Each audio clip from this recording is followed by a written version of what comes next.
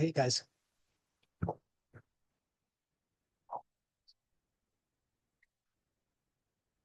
Hey. I don't know if anybody else is behind you, but I think we'll get the meeting started.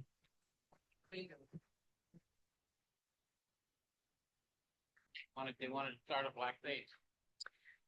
Okay, do you guys hear that? Peter's got some black sage up there. If you want to take a cutting and take some home and propagate it, he has some for you. Honey.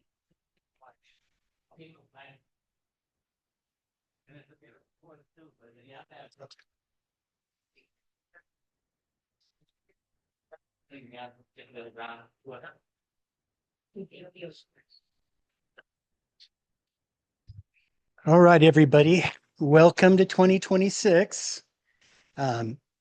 Just a couple of, yes, I did. Thank you. So just a few things to remind you about. Each year, we reset the database. So your memberships go from January 1st to December 31st now. So if you haven't re-upped in the club, you just have to tap the join button and go through that little process again to join. So just a reminder there. One other quick thing, I'm going to give you, or I'm going to find a volunteer to hand some blue tickets out to everybody, because you can win this lovely single Langstroth hive setup. That's our door prize for today. And I will make sure to get some tickets to you. Maybe I can get somebody to volunteer to do that. You want to do that? Okay.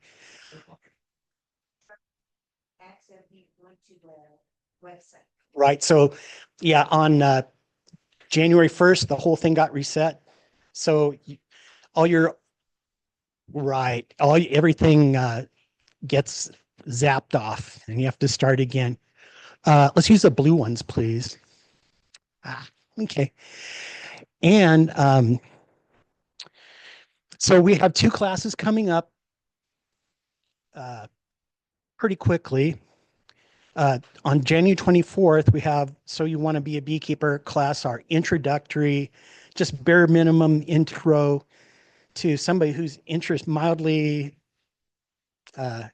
medium level interest in beekeeping and want to try and figure out how much effort's going to be a beekeeper.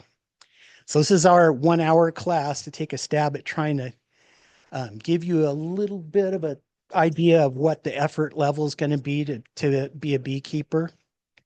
And that's January 24th at 10 a.m. at the Farm Bureau building, which is, can't remember the address offhand, but it's over by Safeway on, I can't remember. Headington Drive. So go on our website. There are links there to our classes page and with the times and dates. If you didn't get it here, then if you know anybody who's more than mildly interested in beekeeping, that's a good place to start before you start sinking money into buying things and find out you can't do it because of CC&Rs or for some reason like that.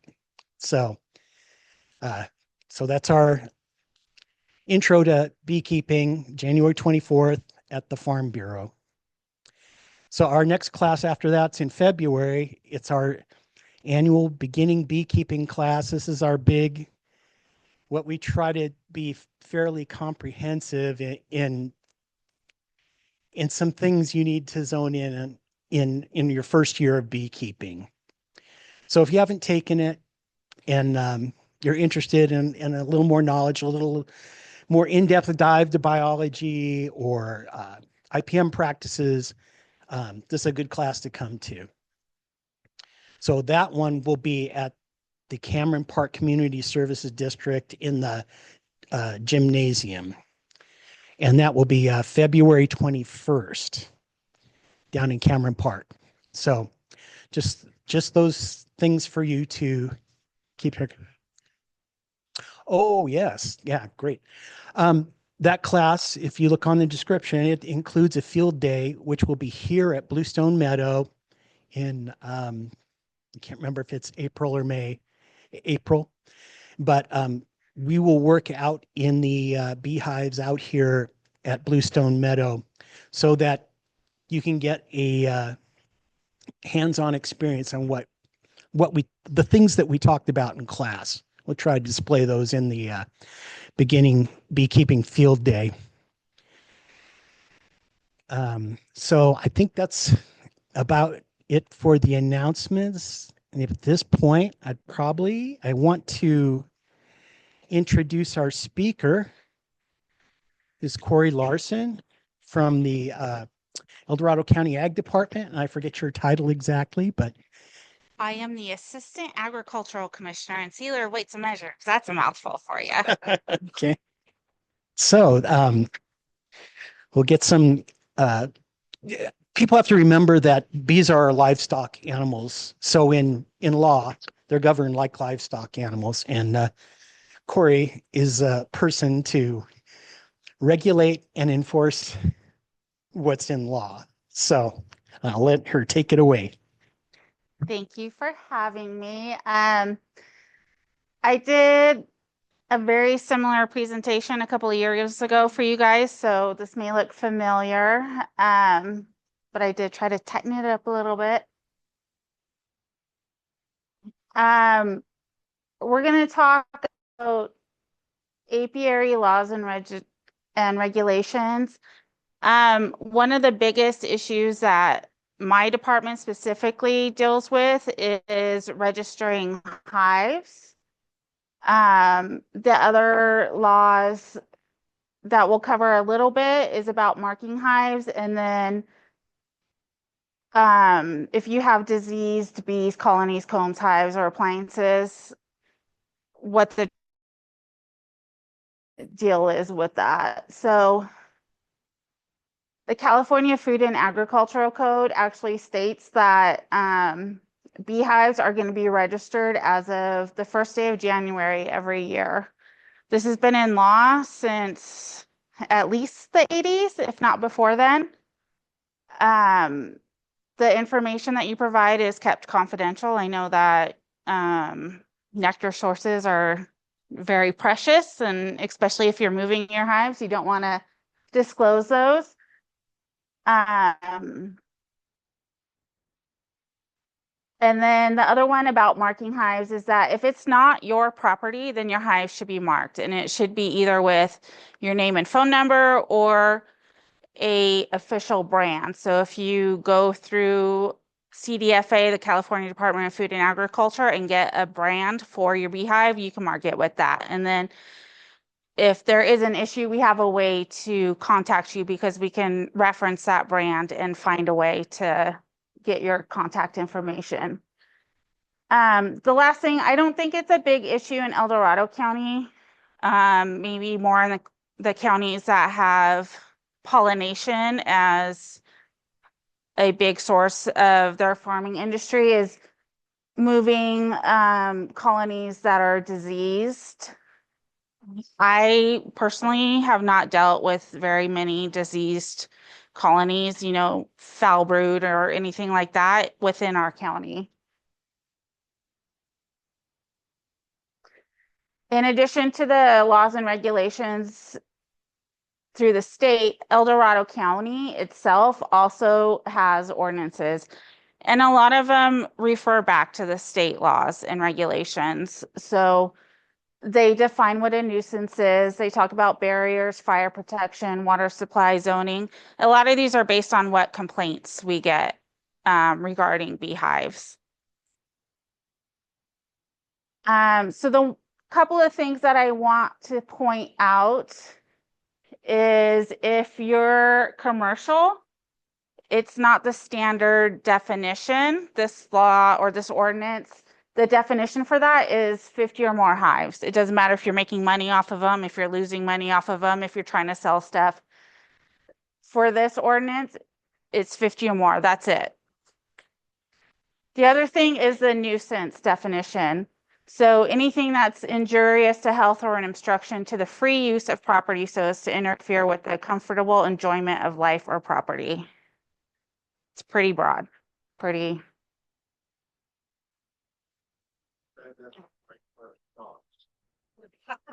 It probably does, but I don't enforce those codes, so I haven't looked them up.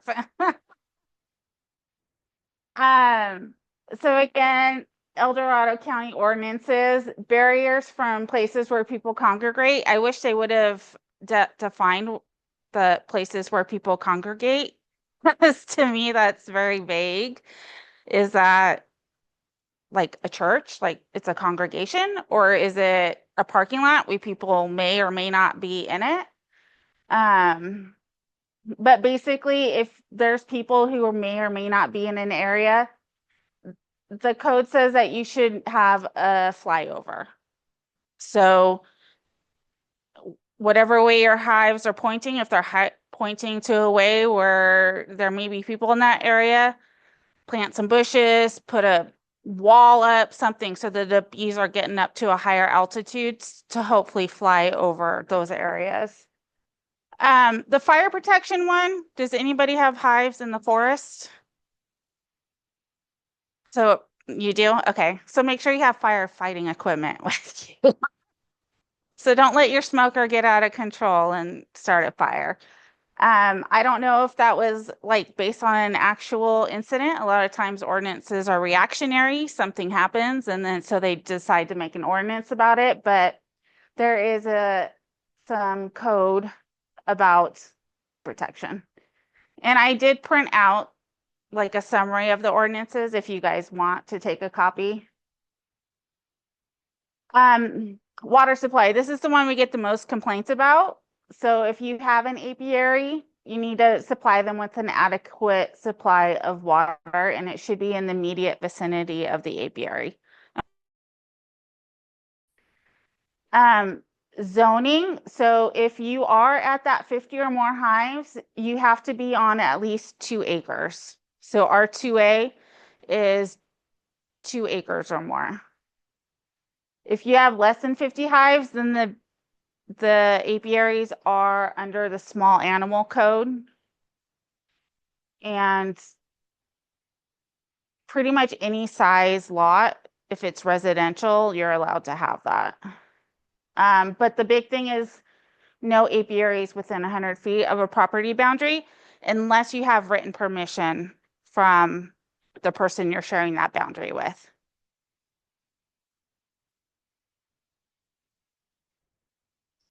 So the other thing I deal a lot with is pesticide regulation. So I'm not exactly sure what happened a number of years ago. All of a sudden, Man Lake and some of the other distributors decided they're not going to sell their products to beekeepers unless you have an operator ID.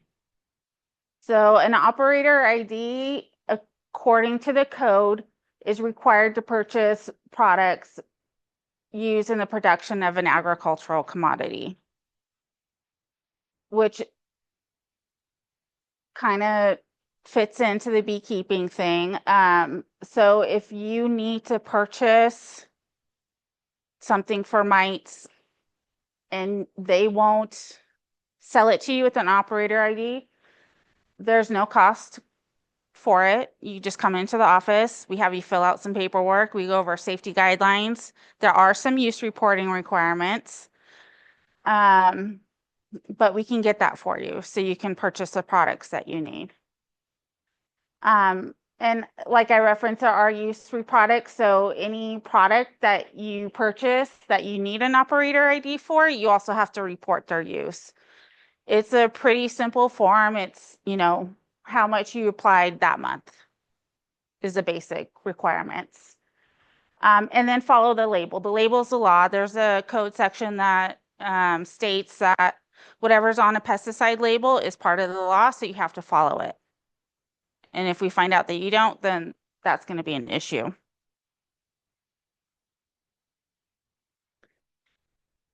So the other issue with beekeeping and pesticide regulation is notification to beekeepers. So the legislature has determined that bees are important. We need to protect bees. So if anybody's applying a product that's harmful to bees, the beekeepers need to be notified prior to that application. And the way that they do that is through Beware.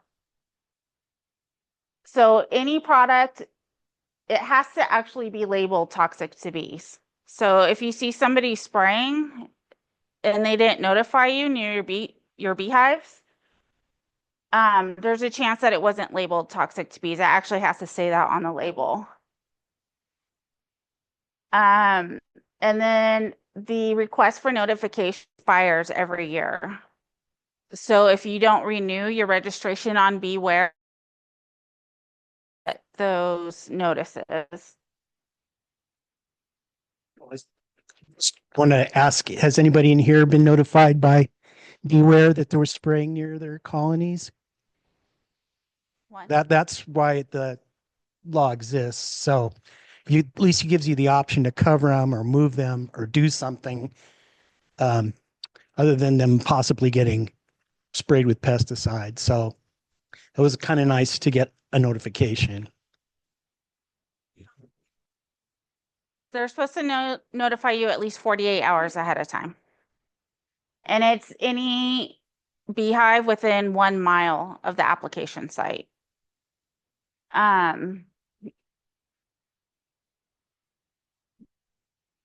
So like I said, Beware is the registration website.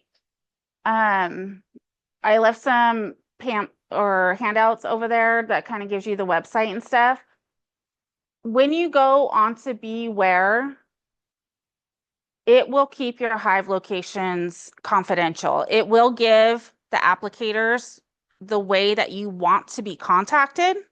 So you have to put in there that you want to be contacted by phone, by email, however it is.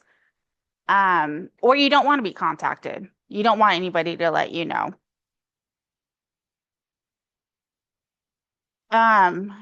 But it does expire every year on December 31st. So if you don't renew it every year, if you got notifications in 2025, but you don't renew it, you may not get notifications for 2026. The other thing is that the state has decided there's always been a fee for registration. So it used to be $10 for registration. The state has looked at that and they have decided to change that. Just one more thing on Beware. If you put your mailing and home address and all that stuff in, if you don't add your beehive location, you're not going to get notifications. This is the part a lot of people miss. You have to actually put in the location of your hives because some people move their hives. So that's a separate entry from your contact information is where your hives are at. So make sure you're getting that part in. So this handout I have up there for you guys. The state has decided to start enforcing the registration requirements. So if you have 1 to 9 colonies, the fee would be $10. We put it before our board of supervisors and told them we don't want to charge what the state considers hobbyist beekeepers, anything 9 or fewer hives. So in El Dorado County, you don't get charged. There's no fee for that. Anything 10 or above, there is a fee to register your hives, and the fee is charged in arrears. So whatever you had registered for 2025 is what they're going to bill you for 2026. And then again, 2026, that's what their information they're going to use for 2027. So if you have 9 or fewer, I would keep it at 9 or fewer so you don't have to pay for the registration fees. And then the other thing is they say they're going to be charging a late fee after January 30th. So if you registered in 2025 and you haven't renewed your registration for 2026, I would go on there in the next week or so and make sure that you're updating it, because I'm not sure what the late fees are. Usually it's 50%, which 50% of nothing is nothing, so that's fine. But if you have more than 10 hives on the books with them already, it could be a significant fee. If you get some new notes. Mhm. It depends. If you go on there and update your hives right away, the day you get your nukes, then they're going to remember that number for your next year billing. If it was me, I would wait a little while and make sure that everything's going smooth before I updated my registration. The other thing is that on Beware, if for some reason you're moving your hives, like you have lots of little different feeding sites, you're supposed to notify us every time you move your hives. We don't actually get a notification, but if we were to look it up, we would see the change. That's more important when you're moving from county to county. So each county that you move your hives to, they need to be notified that you're moving them. So if you're doing pollination work or something like that, it's really important. So get these and you then write in and register the location, everything. You're going to get notifications for sprays. You should, yeah. That might be more than Yeah, that's the biggest benefit to Beware, is that once you register your hives, at least for on the beekeepers end, once you register your hives and mark your hive locations, if there's applications occurring that are toxic to bees within a mile of your hive, you are supposed to be notified.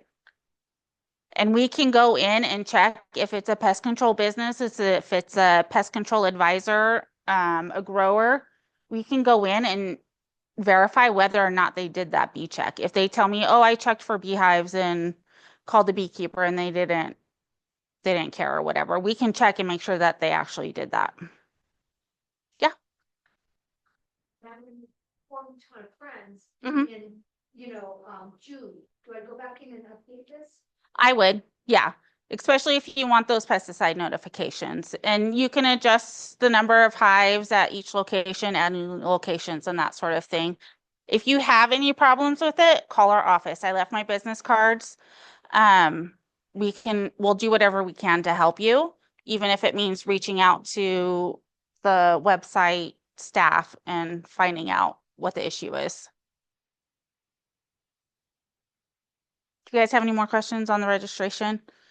This is the biggest thing for the new year, is that they're actually following through with the state registration fees. For a long time, the registration was required and there was a fee, but there wasn't really a way to enforce it. And now they've added codes that include penalties and enforcement actions associated with this. So bee complaints. This is how my department specifically deals with beekeepers for the most part, is we do the pesticide registrations, the operator IDs. We do the certified farmers markets certificates for people who are selling their honey, and then we do bee complaints. So we don't get very many, maybe 1 or 2 a year, if that. We do have to follow the codes. We have to follow the laws that are on the books. So it would be, if your hive's registered, if your hive's marked, are you in the right zoning, the water? My recommendation is communicate with your neighbors and know where swimming pools are located. I know bees love swimming pools. I know they love those chemicals or chlorine or whatever you're putting in your pools. But that's the number one complaint we get, is that my neighbor has bees and I can't get in my pool. I can't go in my backyard because my pool's full of bees, or my horse's water trough is full of bees. So that's why that ordinance is in there, that you have to provide water for your bees. I know they would rather drink out of the pool than the water that you're providing them. But if you're providing them the water and they're still going to the pool, there's not a lot we can do about that. But if we go out and they're all up in the pool and you don't have any water out, then that's an issue. So make sure you're following those codes. I know that you want the pool water, but make sure you're doing the best job you can to encourage them to drink the water that you're providing.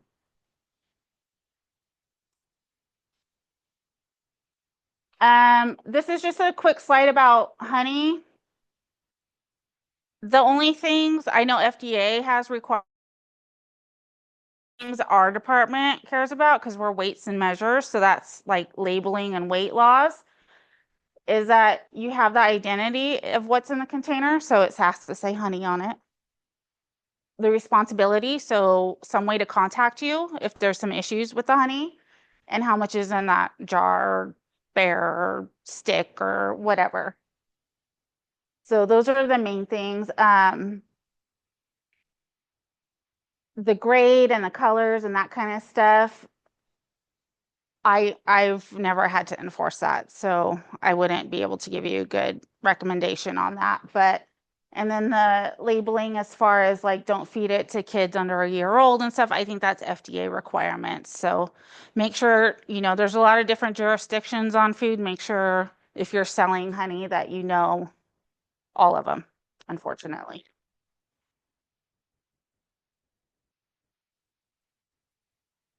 Our crop report for 2024 just came out. So apiary products went down a little bit, but this is just our estimate.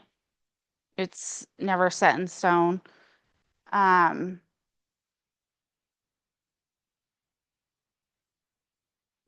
it. Do you guys have any questions for me? Something I didn't cover that you have questions on? I'm just gonna stand up here quick. I'll start it off with the, do we need to, on the labeling laws, do we need to have a permit number for if we have a CFOA number? We have to display that permit number on the label? Not per my office's jurisdiction. If that's something that FDA or something requires, then that may be the case, but not that we would look for. Okay. Any other questions out there? Okay, here we go. I just want to know how many, I didn't get a good look at how many hives there are in the county. How many hives are in the county? Yeah. That's a good question. A lot of it is us guessing. Probably, can you go back a slide? There was that. Yeah, yeah, Let me see if I can go back here. yeah. Let's see. I can't see this. Oh, if you just click on the screen and I'll go page. There we go. So we estimated almost 4,900 colonies. So that is our best guess. That's likely derived from It's Beware. derived from Beware and looking at past trends. Yeah. Okay, let's see. We had a question over here. I have a question. Apiary means one or more hives at a location.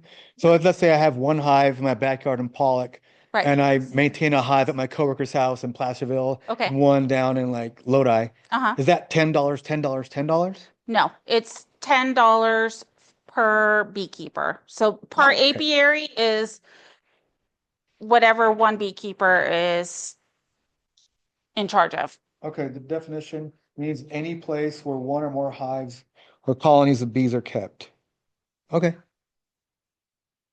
Yeah, so if you're registering them under your information, your name or your brand or your phone number, whatever it is, but they're all hives that you're responsible for, it would be one fee. And if it's, Per like 1 to 9. yeah, right, yeah. Here we go. Hi. So for back to the honey. Uh-huh. So if you're just gifting it, is it kind of like eggs where like it doesn't really matter if it's labeled? It's just a gift to your neighbors? Like, That's how good of a friend are your neighbors? Um, they had suggested when we first got our bees that we give like a little bit of the honey to the neighbors Right. as kind of like, hey, this is a thanks for dealing with the bees. But I don't want to have to do like everything. I just want to write on Sharpie and be like, this is honey. Here you go. so that's fine. If you write on Sharpie, this is my name and this is how many ounces the jar is, then you've covered it. And I don't want to get into the eggs things, but even if you're giving away them to your eggs, you're supposed to be registered. Well, Okay. If you're giving it away to friends and family, that's one thing. If you're donating it to charity where it might go to a church or a kitchen or something like that, then label it. Absolutely. Okay, or selling for profit. Yes, definitely. Definitely if you're selling it for profit. Does anybody else, did we have some other questions? I'm just going to check the chat really quickly to see if we had any questions online. Let's see. And not seeing any there. Okay. Well, One more question?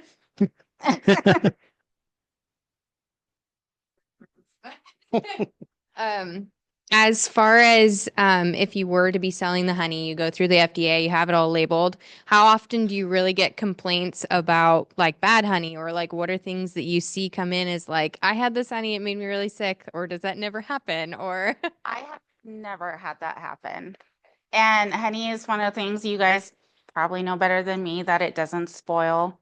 It's, part of the cottage kitchen approved ingredients because of that. The main instance where my department is gonna see if you have honey out and it's not labeled is if you're selling it at a certified farmers markets, because we inspect those as well. And that's when would be most likely to look at your label and be like, hey, this is not right, fix it. and you So- don't partner with the FDA at all, it's just you have this for us, we're okay. Right. So walk me through slowly. So I get my bees registered with Beware. Mhm. Then I contact you, make a phone call and make an appointment to get my pesticide applicators Uh-huh. permit. I walk in there. Right. You give me a bunch of paperwork to fill out and So if you are looking to buy miticides to treat your hives, Right. call our office, make an appointment. We will get your basic information. So who you are, your address, where your hives are located. If they're on your property, fine, no problem. If you have them on somebody else's property, you need to fill out a form that says that the person who owns that property is okay with you applying pesticides to that property. okay, good, thank you. So that's one thing. And then we'll go through like safety protocols. A lot of it is geared towards people who are spraying. And I tell you that when you come in, like we're going to go over all these safety things. It's more geared towards people who are spraying, but it's important for you to know because it's still part of the laws that you need to be followed, like following the label and those kinds of things. And then we'll go over how to do use reports. Okay, so then when I have to report my Mhm. spraying or my plastic application that I put in my hive, I have to report that Right. to you. Do I send it by email or do I? We have basically two options. So the state has a website and it's associated with Beware. So if you have a Beware login, you might have a login for this website. It's called CalAg Permits. That's where pesticide use reports are done. Okay, We do have paper forms and you can email them or mail them or drop them off at our office if you really like coming in to see us. They're due on the 10th day of the month after you do your application. So if you do mite treatments in January, you need to report them by February 10th. Okay, thank you. Oh, I do use that CalAg permits, so I know one of the little things I have to do conversion for the amount of active ingredient Yes. applied. So that's been kind of awkward in the past. I haven't looked at it this year. Is it it's going to be the same? So they've made some changes to the website where if you're doing agricultural applications, they want start and end times. So for beekeepers, we are having you report it as if it's a non-agricultural application, which is kind of confusing because you have to get the permit because it's an agricultural application, but we're making you report it like it's a non-agricultural application. But then you don't have to do the start and end times because when put your formic acid in there and you're leaving it in there for 2 weeks, is the start and end time like how long it took you to open the package and put it in there, or how long the strip actually sat in there? So that makes it a little bit easier. If you have problems with the amount of active ingredients, there was, I think it was Formic Pro, where they would just list like 2 strips and that was the dosage, but there was no amount of active ingredient. So I actually emailed the manufacturer and be like, hey, I know you're in Canada, but in California, they need to tell me how much formic acid is in the strip. So we can find that information out if it's really not on the labeling. Yeah, Usually it is on there. Yeah, usually they give you an MSDS and they say how percentage of mass is active ingredient, and then Yeah. you can figure it out. But yeah, that's a little bit of an awkward piece in that program. Yeah. So, Yeah. And even if you're not sure, report something because we'd rather see reports that are slightly inaccurate than no reports at all. And we call us. We can help you find that information or walk you through it. The website sucks. I have to use it every day and it fights with me every single day. So when you're using it 2 or 3 times a year, I don't expect you to be pros at it. So just let us know if you have problems and we can help you on the phone, walk through it, or come into our office. I've done that a lot. okay. Any other questions? So also on our homepage, we have the ag department's number and a little step through to tell you what you do to get an appointment with them. So go look at our homepage if you need a reminder. Also on our resources page, I think we have a link to the CalAg permits as well. So a couple of useful things on our website to help you connect with Corrie. Yeah. And you can always call. Yes. I'd rather deal with beekeeping questions than most of the calls I get during the day. So All right. And no other questions? All right. I wonder if we could give Corrie a big hand. Thank you.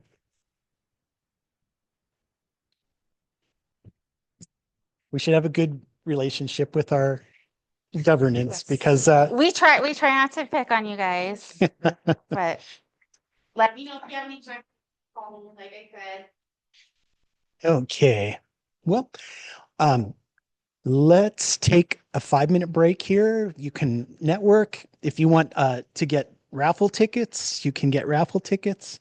And then we'll reconvene in 5 minutes and announce our Langstroth Hive winner. And for the online folks, I think we'll just cut the meeting off here for you. Thanks for joining us. I hope that was useful to you. But it's important that you register. Okay.